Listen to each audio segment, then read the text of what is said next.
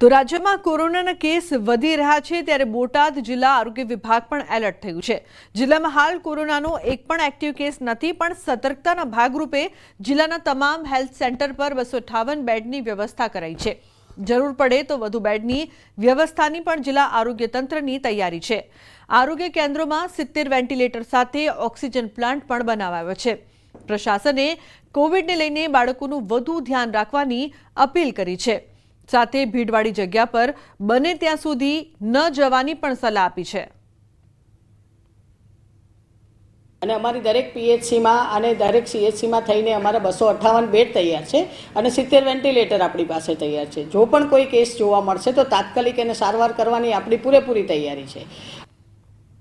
મહત્વપૂર્ણ સમાચારની વાત કરીએ તો વિધાનસભાની 2 બેઠકની પેટા ચૂંટણી સાથે ગ્રામ પંચાયતોની ચૂંટણીના પણ વાગી શકે છે ઢોલ। આજે સાંજે રાજ્ય ચૂંટણી પંચ સત્તાવાર જાહેરાત કરશે। ગુજરાતની 8240 ગ્રામ પંચાયતોની ચૂંટણીના ઢોલ વાગ્યા, જ્યાં છેલ્લા 2.5 વર્ષથી વહીવટદારો દ્વારા તાત્કાલિક નિયુક્તિની શાસન ચાલી રહ્યું છે।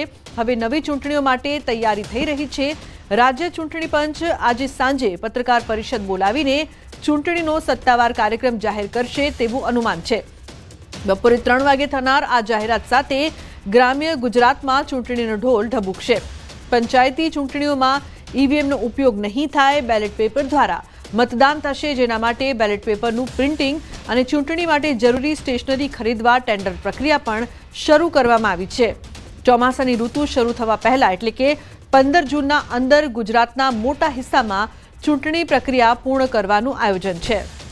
સંવાદદાતા ગીતા મહેતા જોડાયા છે ફોનલાઈન પર વધુ માહિતી આપવા માટે।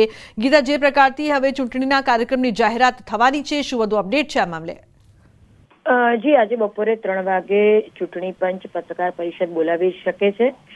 8240 જેટલી ગ્રામ પંચાયતોની ચૂંટણીની ઓફિશિયલી ઘોષણા કરી શકે છે। આ ચૂંટણીની ઘોષણા સાથે તમામ ગ્રામ પંચાયતોમાં આચારસંહિતા લાગુ થઈ જશે। આચારસંહિતા લાગુ થવાની સાથે જ કોઈ પણ નવા વિકાસ કાર્યો કે જેમાં રાજ્ય સરકારની કામગીરીની જાહેરાત થાય તેવી કોઈ પણ વસ્તુનું એલાન નહીં થઈ શકે, એટલે કે કોઈ પણ નવી વાતનું એલાન નહીં થઈ શકે।